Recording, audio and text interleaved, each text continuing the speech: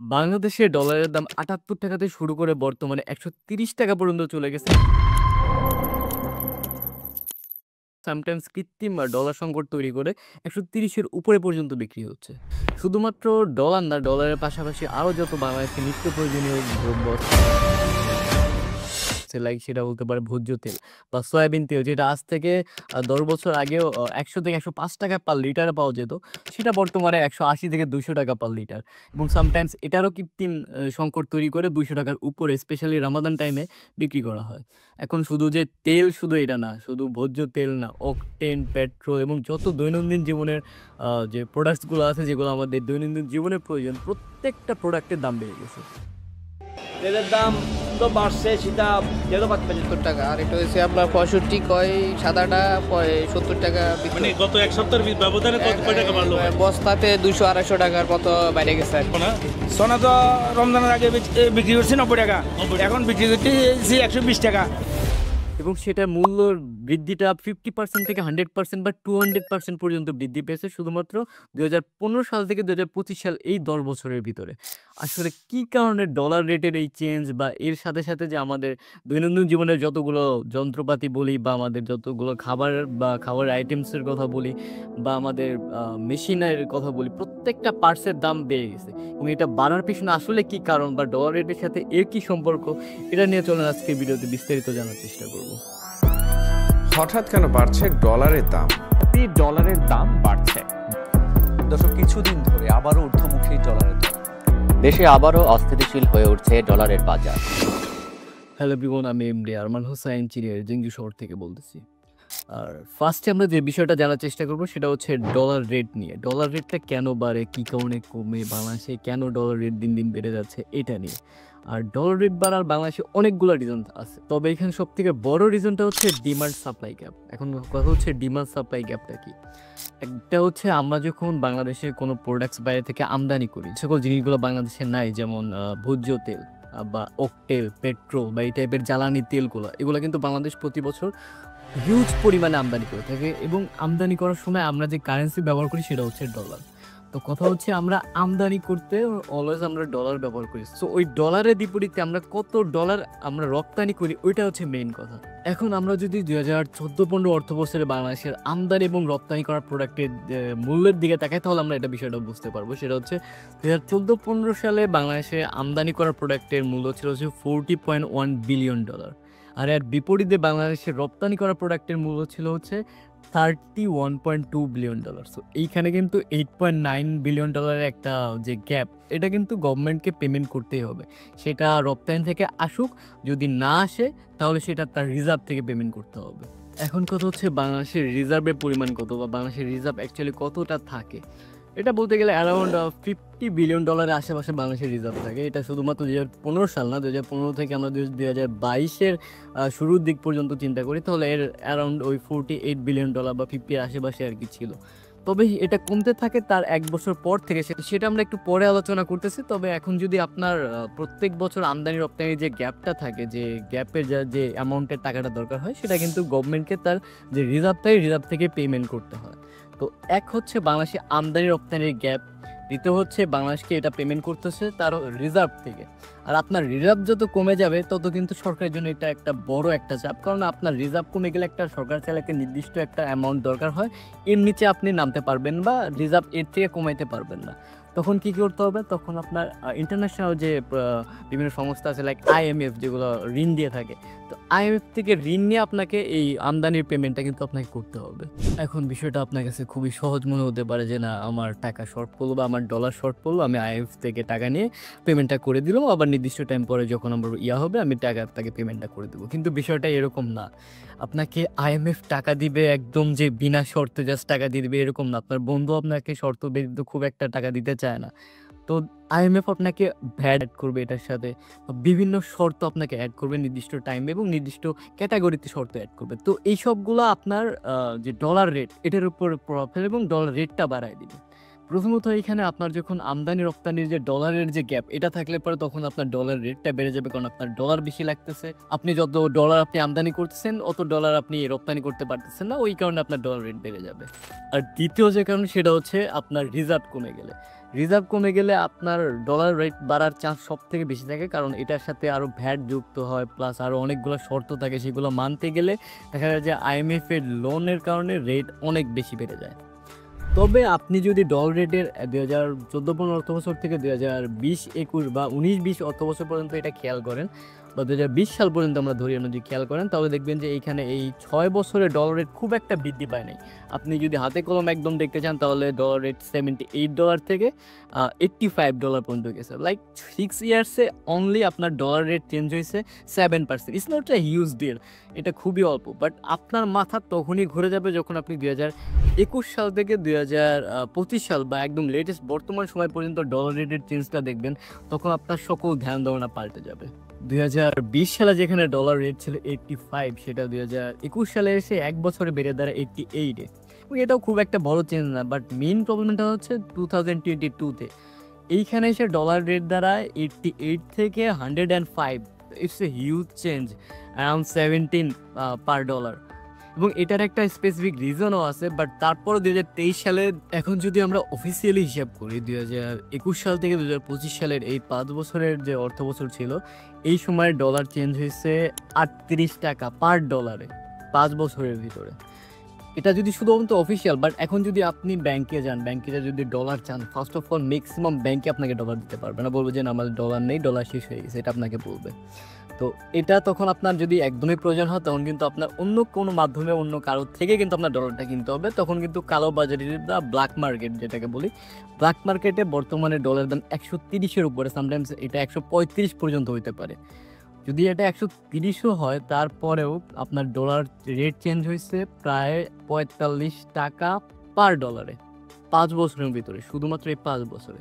আসলে এই 5 বছরে অনেক ঘটনা ঘটছে, অনেক কিছু হয়েছে, যার কারণে এই ডলার রেটটা এতটা বৃদ্ধি পাইছে, এবং এটা আমাদের জন্য অবভিয়াসলি একটা ব্যাড নিউজ। সর্বপ্রথম বলতে গেলে 2021 সালের কথা বলি। 21 সালে বাংলাদেশে যে ভ্যাকসিন বা আমাদের যে লকডাউন বা করোনার যে প্যান্ডামিক ছিল, ওইটার কারণে বাংলাদেশে ভ্যাকসিন কার্যক্রম বা বাংলাদেশের অর্থনীতিতে একটা ব্যাপক প্রভাব ফেলে শুধুমাত্র এই করোনা। তো যার কারণে বাংলাদেশের এই ডলার রেট বলে বা বিদেশের আমদানি বলে বা বাংলাদেশের যে রিজার্ভ আছে ওটার কমে যাওয়া বলি, এটা একটা বড় ইম্প্যাক্ট ফেলে শুধুমাত্র এই 2021 সালের এই ভ্যাকসিন কার্যক্রম বলি বা আমাদের এই প্যান্ডামিক করোনার। তবে ডলার রেটের সব থেকে বড় পরিবর্তন বা সব থেকে বেশি জাম্প করা হচ্ছে 2022-তে, এবং এটার মেইন রিজন হচ্ছে রাশিয়া ইউক্রেনের যুদ্ধ।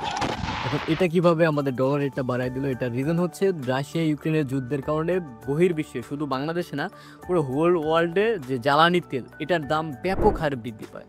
আর আমরা জানি যে আমরা বহির্বিশ্ব থেকে প্রচুর পরিমাণে প্রতি বছর জ্বালানি তেল আমদানি করি, প্রচুর পরিমাণ, সেটা আমাদের ভোজ্য তেল হোক বা আমাদের অক্টের পেট্রোল বা আমাদের জ্বালানি এই তেলগুলো হোক, আমাদের প্রত্যেকটাই বহির্বিশ্ব থেকে আমদানি করতে হয়। যার কারণে 2022 সালে বাংলাদেশে শুধুমাত্র আমদানি ব্যয় দাঁড়ায় $82 বিলিয়ন। কিন্তু এক বছর আগে এই আমদানির পরিমাণ ছিল $65 বিলিয়ন। শুধুমাত্র এক বছরে $17 বিলিয়ন বেড়ে গেছে, শুধুমাত্র এই দাম বেড়ে যাওয়ার কারণে, ভোজ্য তেল বলি বা জ্বালানি তেল বলি। তবে এই প্রবলেমটা যে 2022 সালে শেষ হয়ে গেছে তা না। 2022 সালে যে এই এতগুলো ডলার বেশি লেগেছে, এটা কিন্তু বাংলাদেশের রিজার্ভ থেকে পে করতে হয়েছে। এবং এইটার মেইন প্রবলেমটা হচ্ছে তার পরবর্তী বছর যে বাংলাদেশের রিজার্ভ কমে গেছে। আগে যেখানে ছিল বাংলাদেশের রিজার্ভ $48 বিলিয়ন, সেখান থেকে কমে গিয়ে একদম $20 বিলিয়ন নেমে আসছে, এবং একটা দেশের গভর্নমেন্ট চালাইতে মিনিমাম 20 আপ লাগে। তো এটা একটা একদম লাস্ট এরিয়া বাংলাদেশে, যে রিজার্ভে একদম শেষ মাথায় চলে আসছে। ঠিক তখনই বাংলাদেশ IMF থেকে লোন নিতে হয় $4.7 বিলিয়ন। এটার কারণে বাংলাদেশের যে আবার ডলার যে রেট এটা বেড়ে যাওয়ার একটা ব্যাপক হারে কাজ করে শুধুমাত্র এই IMF থেকে লোন। কারণ এখানে ভ্যাট প্লাস অনেকগুলো শর্ত থাকে, রুলস থাকে, বা ওদের যে ক্রাইটেরিয়া থাকে, ওগুলোর কারণে বাংলাদেশে এই ডলার রেট আবার বৃদ্ধি পায়, যেটা হচ্ছে 105 থেকে 110-এ চলে যায় ডলার রেট 2023 সালে এসে। একইভাবে 2024 সালে এসেও ডলার রেট বেড়ে গেছে, কারণ এখানে আমাদের যে বিভিন্ন উন্নয়ন প্রকল্প লাইক পদ্মা সেতু, মেট্রো রেল বা আরও যত মেগা প্রকল্প আছে, ম্যাক্সিমামই বৈদেশিক অনুদান বলি বা আমরা বৈদেশিক ঋণের মাধ্যমে কিন্তু এগুলো করা। তো এগুলোর কারণে বিভিন্ন ভ্যাট অ্যাড হয় বা বিভিন্ন ট্যাক্স অ্যাড হয়, এই সব কারণে আমাদের ডলার রেট পুনরায় বেড়ে যায়। 2023 সালে যেখানে ছিল 110, সেখানে 24 সালে এটা 117। এগুলো হচ্ছে অফিসিয়ালি, আনঅফিসিয়ালি কিন্তু 125-এর উপরে ছিল 2024 সালেও, কিন্তু বর্তমানে আমরা 25-এ অফিসিয়াল হয়ে গেছে 123 বা 124 সামটাইমস, 1-2 ভেরি করে মাঝে মাঝে। আর আনঅফিসিয়ালি যদি আমরা চিন্তা করি তাহলে সেটা 130-এর উপর 135 পর্যন্ত হতে পারে ডলার রেট। তো এটা একটা বিশাল পরিবর্তন বাংলাদেশের ডলার রেট 2021 সাল থেকে 2025 সাল পর্যন্ত। এখন কথা হচ্ছে ডলার রেটের কারণে আমাদের দৈনন্দিন জীবন বা আমাদের ডেইলি লাইফের কী কী পরিবর্তন ঘটে। ফার্স্ট অফ অল, ডলার রেটের কারণে আমাদের ম্যাক্সিমাম যতগুলো পণ্য আমরা বিদেশ থেকে আমদানি করি, লাইক যেমন তেল জাতীয় পণ্য বা আমরা যে সকল প্রোডাক্ট বাইরে থেকে নিয়ে আসি, প্রত্যেকটা প্রোডাক্টের দামই কিন্তু অনেক গুণ বেড়ে গেছে। আপনি 2014-15 সালে বা 16-17 সাল পর্যন্তও কিন্তু আপনি তেল খাইছেন 100 থেকে 105 টাকা পার লিটার আর কি, কিন্তু 2024-25 বা 23 থেকে কিন্তু আপনি এই তেলটা খেতেছেন 180 থেকে 200 টাকা। সামটাইমস কৃত্রিম যে সংকট তৈরি করে আমাদের সুন্দর ব্যবসায়ীরা, এদের কারণে দেখা যায় যে আরও 200-র উপরে চলে গেছে পার লিটার তেল। শুধু যে তেল এরকম না, আপনি ডাল বলেন বা আপনার জ্বালানি যে তেলগুলো আছে পেট্রোল, অকটেন বা এগুলোর দাম কিন্তু ওই 80-86 টাকা থেকে বর্তমানে 125, 130 বা 135 পর্যন্ত চলে গেছে। তো এইটা হয়তো শুধুমাত্র আমাদের এই ডলার রেট বাড়ার কারণে। এখন কথা হচ্ছে যে শুধুমাত্র কি যে সকল জিনিস আমদানি করি ওইগুলা কি শুধু বাড়ে, অন্যগুলা যেগুলো বাংলাদেশে তৈরি হয় ওগুলোর রেট কি বাড়ে না? কথা হচ্ছে অবভিয়াসলি বাড়ে, এবং এটা কীভাবে বাড়ে সেটাও আমি বলতেছি। কয়েক বছর আগে বাংলাদেশের একজন নামকরা পলিটিশিয়ান আন্দোলুর রহমান পার্থ ব্যারিস্টার, তো সে কচুর দাম বাড়ানি একটা স্পিচ দিয়েছিলেন। চলেন আগে ওইটা শুনি। আজকে রাশিয়ার এই যুদ্ধের জন্য আপনি বলছেন জিনিসপত্রের দাম বাড়ছে, তো কচু কি রাশিয়া থেকে আসে? এইখানে তিনি বলতেছেন যে না, রাশিয়া আর ইউক্রেনের যুদ্ধ চলতেছে, তো তাদের কারণে হয়তো বা আন্তর্জাতিক মার্কেটে তেলের দাম বা জ্বালানির ওই দামটা বেড়েছে। তো কচু তো রাশিয়া বা ইউক্রেন থেকে আসে না বা তারা পাঠায় না, তো এই কারণে তো আর কচুর দাম বৃদ্ধি পাওয়ার কথা না, রাইট? তো কারণ কচু তো আমাদের দেশে বা আমাদের খেতের জন্য, এখান থেকেই বাজারে, মানে আমার ঘর থেকে তুলে আমি বাজারে যাই বিক্রি করলাম, তো এখানে তো আর জ্বালানি তেলের কোনো রিলেট নাই, তাই তো? কিন্তু এখানে খেলাটা হচ্ছে ভিন্ন। ধরেন আপনি একটা কৃষক এবং আপনি প্রতিদিন 10 আটি করে কচু উৎপাদন করতে পারেন, এবং আপনি আপনার পাশের বাজারে এটা বিক্রি করেন 10 টাকা আটি করে। তো 10 টাকা করে 10 আটি বিক্রি করেন 100 টাকা। তো প্রতিদিন 100 টাকা করে আপনি কচু থেকে ইনকাম করেন, এবং এটা বিক্রি করে আপনি 1 লিটার করে তেল কিনেন প্রতিদিন। তো আপনি যখন 2019 বা 20 সাল পর্যন্ত এই আটিগুলো 10 টাকা করে বিক্রি করে আসলেন, বিক্রি করে আপনি 1 লিটার করে তেল কিনে নিয়ে আসলেন, এটা দিয়ে আপনার তেলের যে খরচ এটা আপনার চলে যায়। তো আপনার পরিবারের দরকার হচ্ছে 1 লিটার করে তেল, যেটা আপনার শুধুমাত্র কচু বিক্রি থেকে আসে। তো সাডেনলি 2023 সালে আপনার ওই সেম 10 আটি কচু আপনি 10 টাকা করে বিক্রি করলেন 100 টাকা। তো 100 টাকা বিক্রি করার পর আপনি যখন বাজারে গেলেন, বাজারে দিয়ে 1 লিটার তেল কিনতে দেখলেন, তখন কিন্তু আপনাকে জীবনেও 1 লিটার তেল দিবে না, কারণ প্রতিদিনে 1 লিটার তেলের দাম হচ্ছে 180 টাকা বা 200 টাকা, ধরেন 180 টাকাই। তো আপনার কিন্তু দরকার 1 লিটার তেল, আদারওয়াইজ আপনার ফ্যামিলি চলবে না। তো আপনি পরবর্তী দিন যখন আপনি আবার কচু 10 আটি বাজার বিক্রি করতে আসবেন, তখন কিন্তু আপনি কোনোভাবে ওই 10 টাকা করে আটিতে দিবেন না, কারণ 10 টাকা আটিতে দিলে আপনার পরিবারের যে প্রয়োজনীয় যে 1 লিটার তেল ওটা কিন্তু হবে না। তখন আপনি কি করবেন, পার যে আটি ওটা কিন্তু 10 টাকা থেকে 18 টাকা করে ফেলবেন। 18 টাকা কেন করবেন? কারণ আপনার 1 লিটার তেল কিনতে হবে, 10 আটি বিক্রি করলে 18 টাকা করে, তাহলে আপনার দাঁড়াবে 180 টাকা, যেটা দিয়ে আপনি 1 লিটার তেল কিনতে পারবেন।